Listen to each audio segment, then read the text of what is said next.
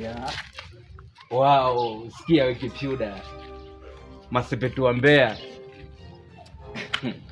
Yaani mimi toka siku ile tulipokutana road ile nini katika mazingira fulani yani ukanikimbia, si unajua. Mnyamwezi nilikuelewa kinyama, nimeelewa. Yaani ulipo mzuri hivyo. Na sura yako hiyo mimi muone nikikaa huko na kuona kuwaza lost azipandi kwa ajili yako, sikia mrembo. Mimi nataka nikubadilishie maisha. Mwenyewe unanuka mdomo kwanza. Moja. Mbili hizo nywele. Si kama mdada mwenzangu nakupelekea. Jiangalie juu mpaka chini unaanza kuwa na mimi. Sikia mrembo, umeelewa? Usiangalie hicho, wewe angalia mimi Mnyamwezi nimekuelewaje mtoto. Unanuka mdomo usinisogelee jamani. Usiangalie hicho muone. Sasa unanuka mdomo mchafu. Mtu mwenyewe unaanza kuwa na mimi, niangalie juu mpaka chini. Afu jiangalie na wewe ulivyo. Sikia. Mimi nimekuelewa kijana, sikia. Mimi nitakubadilishia maisha, kula mboga za majani hizo utapunguza mrembo, sawa?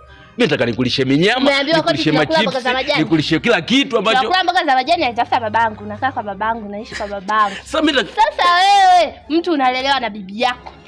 In short sikutaki. Wewe mimi nitakubadilishia maisha. Wewe vipi mbona kwa hivyo wewe? Wewe